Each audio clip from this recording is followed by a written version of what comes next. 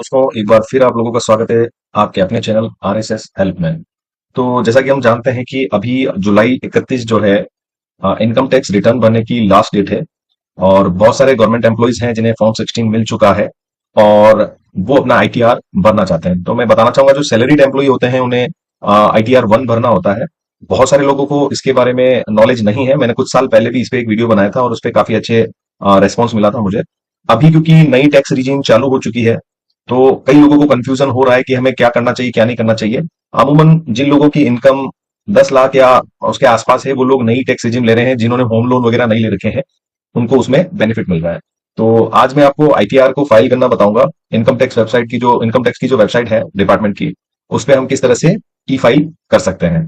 तो मैं पूरा प्रोसीजर आपको बताऊंगा। आप वीडियो शुरू से लेकर एंड तक जरूर देखिएगा। बीच में पार्ट को स्किप मत कीजिएगा ताकि आप अच्छे से इसकी समझ बना पाए। तो सबसे पहले आपको अपने ब्राउजर पे आ जाना है और यहां पर इनकम टैक्स पोर्टल आप जब डालेंगे तो उसे सर्च करना है, एंटर कर दीजिएगा। तो ये जो सबसे पहली वेबसाइट आती है होम इनकम टैक्स डिपार्टमेंट, इसको आपको क्लिक करना है। अब क्योंकि आप इसी वेबसाइट के थ्रू भरेंगे तो आप रजिस्टर अगर नहीं है तो पहले रजिस्टर करना होगा, क्योंकि आप लोग अगर 1 साल से ज्यादा हो गया है आपको जॉब में तो ऑब्वियसली आपने रजिस्ट्रेशन कर रखा होगा। आप जिनसे भी भरवाते हो उनके पास में आपका लॉगिन डिटेल होगा, या फिर आपने खुद ने रजिस्टर किया होगा तो आपके पास खुद का लॉगिन डिटेल होगा, तो उससे आपको लॉगिन करना है। तो मैं यहाँ लॉगिन को क्लिक कर देता हूँ। ये लोड होने में थोड़ा टाइम लेगा। तो कुछ चीजें हैं जो इस बार नई इंट्रोड्यूस हुई है, तो हम पूरा डिस्कस करेंगे सब चीज। आपका यूजर आईडी जो है वो आपका पैन कार्ड ही है, तो जो भी आपका पैन कार्ड नंबर है वो आपको यहाँ पर डाल देना है। मैं डाल देता हूं। मैं जिनका भर रहा हूं उनका डिटेल यहाँ डाल देता हूं। उसके बाद आपको कंटिन्यू कर देना है।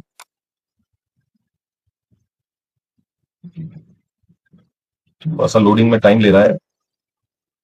उसके बाद ये प्लीज कंफर्म वाले को टिक करना है। कई बार लोग इसको टिक नहीं करते और डायरेक्ट पासवर्ड की तरफ जाते हैं और बोलते हैं कि क्योंकि वो आता नहीं है, जब उसे क्लिक नहीं किया जाएगा, टिक नहीं किया जाएगा तो नीचे वो आगे नहीं बढ़ेगा, कंटिन्यू का ऑप्शन नहीं आता है। तो अब हम इसको टिक करके और हमारा जो पासवर्ड है वो डाल देते हैं और कंटिन्यू कर देते हैं। तो जब आप अपना पासवर्ड डाल देंगे इस तरह से आपकी सारी डिटेल आ जाएगी। अब इस जो होम विंडो है इसी के ऊपर आपको यहाँ पर फाइल नाउ का ऑप्शन मिल जाएगा। जहां मेरा कर्सर दिख रहा है आपको फाइल नाउ का ऑप्शन मिल रहा है। असेसमेंट ईयर 24-25 के लिए हम भरेंगे तो इसके लिए फाइल नाउ का ऑप्शन यहाँ पर आ गया है। हम इसे क्लिक करते हैं। जब इसे क्लिक किया है तो उसके बाद में आगे की और चीजें बता रहा है ये। यहाँ पे असेसमेंट ईयर और ऑटोमेटिकली 24-25 ही आ गया, क्योंकि पहले की भर रखे हैं तो इसलिए अभी जो भरना है वही आएगा। जो मोड है हम ऑनलाइन मोड ही भरेंगे। इससे क्या रहेगा कि थोड़ा इजी रहेगा, हमें कहीं जाने की जरूरत नहीं पड़ेगी, कुछ भी अपडेट मतलब हमको भेजना नहीं पड़ेगा। तो यहाँ कंटिन्यू कर देते हैं ऑनलाइन सेलेक्ट करके। अब क्योंकि आप अगर बीच में छोड़ के वापस आए हैं तो रिज्यूम वाला ऑप्शन आएगा।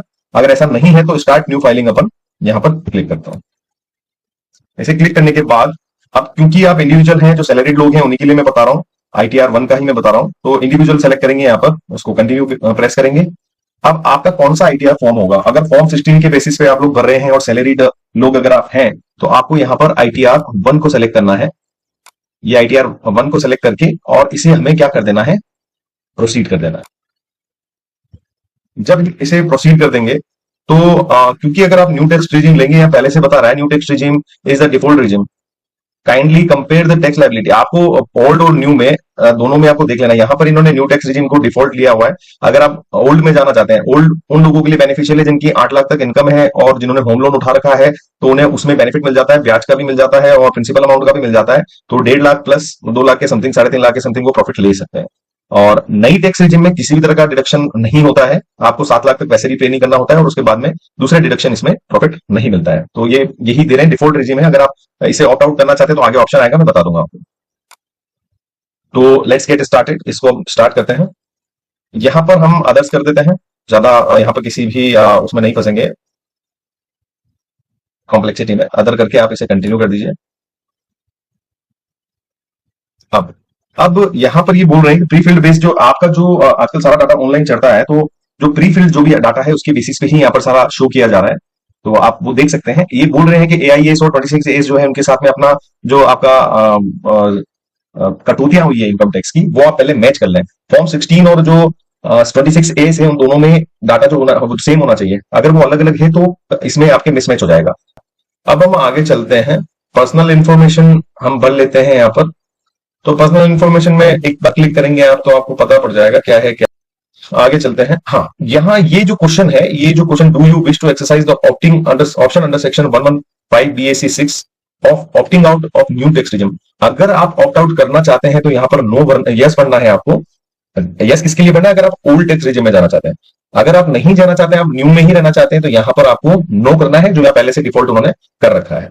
फिर बैंक डिटेल वगैरह आ जाएगी और इसे आपको क्या कर देना है? कंफर्म कर देना है। यहाँ पर कुछ भी ज्यादा चेंज नहीं करना है आपको।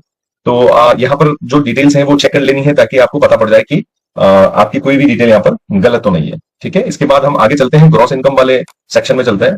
वहां पर कुछ चीजें आपको दिखाई जाएगी। यहाँ पर देखो, बहुत सारे लोग होते हैं जिन्हें कुछ एक्सपेंडिचर्स में, टूर्स एंड ट्रैवल्स में छूट लेनी होती है, तो वो यहाँ यस करेंगे। तो मेरे केस में यहाँ पर ये सभी नो आएंगे, कोई भी एग्जामेशन नहीं मिल रहा है, तो यहाँ पर मैं नो करूंगा। आगे कंटिन्यू करेंगे।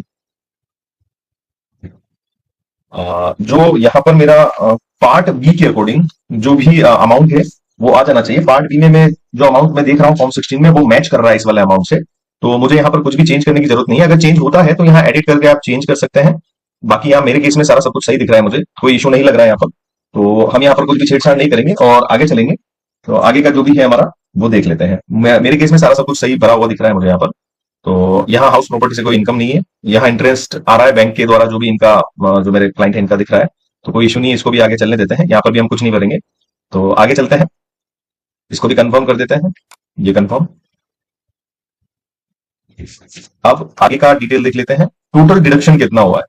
तो टोटल डिडक्शन जो है, हम कोई कंट्रीब्यूशन अगर किसी भी स्कीम में है तो वो देख लेंगे। अदरवाइज यहाँ पर हमें कुछ करने की जरूरत नहीं है। ठीक है ना, क्योंकि यहाँ पर वैसे भी कोई छूट नहीं मिलेगी, क्योंकि जो यहाँ सेंट्रल गवर्नमेंट एम्प्लॉय है उनके लिए है। यहाँ पर जैसा कि मैंने बोला, न्यू टेक्स रिजिम में इतना कोई चेंजेस नहीं होता है। सारी चीजें अगर कंट्रीब्यूशन होता तो हम कर देते हैं। यहाँ कोई कंट्रीब्यूशन अभी नहीं हो रहा है, तो इसे हम माइनस मतलब नो ही करेंगे और आगे चलेंगे। अब मेरे केस में इनमें से किसी भी चीज में हमें कोई क्लेम नहीं मिल रहा है। एटीडी अगर मेरे पास कोई इंश्योरेंस पॉलिसी होती, जो हेल्थ इंश्योरेंस पॉलिसी अगर होती, तो वो हम यहाँ फिल कर देते। पर हमारे केस में ऐसा कोई है नहीं है। सीसीटी वाला जो है वही ऑप्शन आएगा न्यू टेक्स्ट रिजिम में, और किसी में हमें अलाउड नहीं है। तो वो हमारा कोई यहाँ पर डिडक्शन है नहीं है, तो हम इसे आगे चलते हैं। यहाँ कुछ करने की जरूरत हमें नहीं है। अब हम आगे चलते हैं। जो टैक्स पे कर दिया गया है, आपके एम्प्लॉयर ने जो टैक्स काटा है, वो यहाँ टैक्स पेड में आएगा। हम इसे देख लेते हैं, इस वाले पूरे ऑप्शन को। तो क्योंकि मेरे केस में यहाँ पर जो भरा हुआ है 26 एस में, और यहाँ पर डिफरेंस आ रहा है, तो हम इसे क्या कर लेंगे? एडिट कर लेंगे। हम 26 एस यहाँ से भी देख सक रहे थे, हमने जो पहले जाके देखा था 26 एस में जो कटौती हुई है और यहाँ जो दिख रही है, वो दोनों मेरे यहाँ डिफरेंस दिख रही है, डिफरेंट है। तो हम इसे शो डिटेल करके और एडिट कर लेंगे। इसे एडिट कर लेंगे, जो भी हमारा टैक्स इन एक्चुअल कटा है वो हम यहाँ लिख देंगे। तो टैक्स डिडक्ट जो भी हुआ है,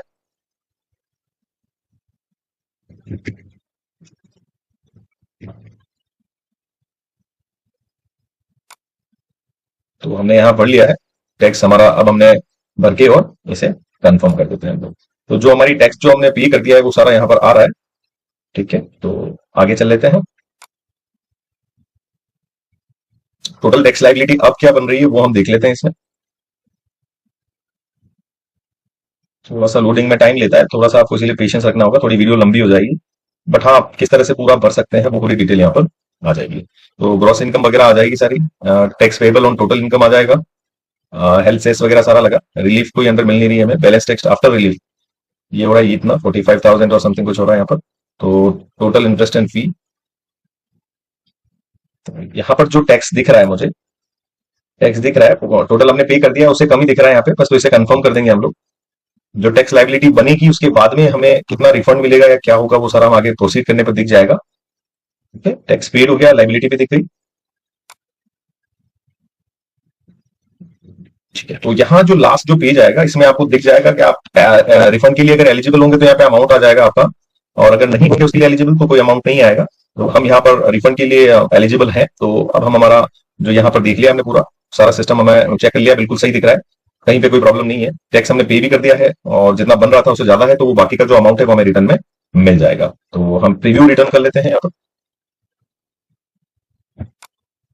उसके बाद सारी डिटेल चेक कर लेते हैं और प्रोसीड टू प्रीव्यू कर लेते हैं। मैं एक चीज और बताना चाहूंगा, ये जो डाटा होता है इसको आप जरूर एक बार डाउनलोड करके अपने फोन में, सॉरी अपने कंप्यूटर में, या एक प्रिंट आउट निकाल के रख ले। ये आपके लिए बहुत काम की है, क्योंकि आपने क्या क्या भरा था वो सारा डिटेल यहाँ पर आपको दिख जाएगा, और एक बार आप चेक भी कर पाएंगे कि जो आपने प्रीव्यू आपने जो भरा है पूरा इनकम टैक्स रिटर्न वो सही भरा है, उसमें कहीं कोई कमी नहीं है। और जो टैक्स आपने दिया है वो और सारी डिटेल इसके अंदर आ जाएगी। जो आपने टैक्स आपके एम्प्लॉय ने काटा है और जितना बन रहा था वो सारी डिटेल यहाँ पर शो हो जाती है। तो सारी डिटेल्ड आपको एक बार इसको कर लेना चाहिए कि ताकि ये आपके पास एक डाटा रहे हमेशा। तो फर्दर जब भी आप करें तो उसके लिए भी ये काम आएगा। तो हम आगे चलते हैं, इसमें यहाँ कुछ देखने जैसा है नहीं है, तो इसे डाउनलोड कर लेते हैं ताकि हमारे फर्दर कभी कोई इश्यू आए तो उसमें ये चीज काम आएगी। तो हम इसे डाउनलोड कर लेते हैं। ये डाउनलोड हो गया है, तो इसे एक बार चेक भी कर लेते हैं डाउनलोड सही हुआ है या नहीं हुआ है। हाँ, हो चुका है। तो प्रोसीड टू वैलिडेशन कर लेंगे इसको। अब वैलिडेशन सक्सेसफुल हो चुका है, अब हम वेरिफिकेशन की तरफ बढ़ेंगे। जो प्रोसीड टू वेरिफिकेशन है इसका बहुत सारे तरीके होते हैं। आप नेट बैंकिंग के थ्रू भी कर सकते हैं, आप चाहे तो क्या नाम है, आधार ओटीपी से भी कर सकते हैं। बहुत सारे इसके तरीके होते हैं, तो हम उन तरीकों से इसका वेरिफिकेशन करना देखेंगे। इससे प्रोसीड टू वेरिफिकेशन को क्लिक कर देते हैं।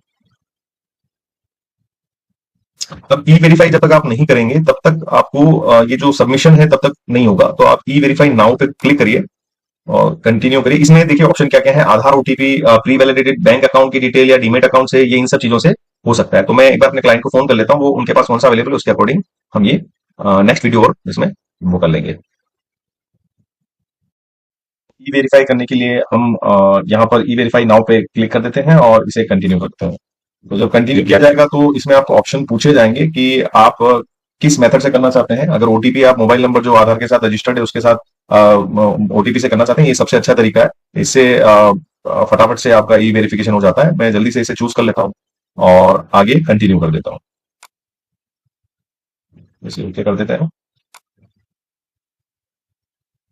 तो अब एक ओटीपी हमारे नंबर पे आ जाएगा जिसे हम यहाँ फिल करेंगे। तो आ गया हमारे पास ओटीपी हमारा, हम देख लेते हैं। वैलिडेट कर दीजिएगा। ये आपका जो आईटीआर है वो सबमिट हो चुका है। ये आपने वैलिडेट कर दिया, अब इसे आप सबमिट कर दीजिए। तो ये कंफर्मेशन हो चुका है, ये आपको रिसिप्ट मिल जाएगी। और ये विंडो आ जाने का मतलब ये है कि आपके द्वारा आईटीआर सक्सेसफुली भर दिया गया है। और अब आपको यहाँ पर जो ये डाउनलोड रिसिप्ट वाला जो ऑप्शन है इसे आपको क्लिक कर देना है और जो रिसिप्ट बनती है उसे आपको डाउनलोड कर लेना है। जब आप इसे क्लिक करेंगे तो इस तरह का एक फॉर्म होगा आपके पास आ जाएगा सारी डिटेल के साथ। आपके पास जो भी रिफंड वगैरह आ रहा है उसका डिटेल, इसको आपको अपने पास रख लेना है प्रिंट निकाल के, या फिर सॉफ्ट कॉपी में भी आप लोग इसे रख सकते हैं। तो इस तरह से हम आईटीआर को फाइल कर सकते हैं। ये मैंने आपको पूरा प्रोसीजर बता दिया है यहाँ पर। तो आप लोगों का इस तरह से आईटीआर भरा जा सकता है। यहाँ मैं एक जरूर चीज कहना चाहूंगा, अगर आप लोगों को कोई चीज समझ में नहीं आ रही तो आप कमेंट में जरूर लिख सकते हैं इस चीज के बारे में। मैं कोशिश करूंगा आपको उसमें एज पॉसिबल जितना हो सके मेरा मैं हेल्प कर पाऊँ। और इसमें कोई घबराने वाली बात नहीं है, आप आराम से इस चीज को कर सकते हैं। बहुत सिंपल सा प्रोसीजर है। अगर कोई समस्या है आप लोगों को तो कमेंट करके बताइए, और वीडियो अच्छा लगा है तो इसे लाइक कीजिए, दूसरों के साथ शेयर कीजिए और मेरे इस चैनल को सब्सक्राइब कीजिए। ज्यादा से ज्यादा सब्सक्राइब करिए ताकि थोड़ा मोटिवेशन मिले मुझे इसे और आगे फर्दर बढ़ाने का और ऐसी वीडियो बनाने का। तो आज के लिए बस इतना ही। वीडियो देखने के लिए बहुत बहुत धन्यवाद। इसे लाइक करें, वीडियो को सब्सक्राइब कीजिए, चैनल को शेयर कीजिए, और अगर कोई प्रॉब्लम है तो कमेंट कीजिए। Thanks a lot.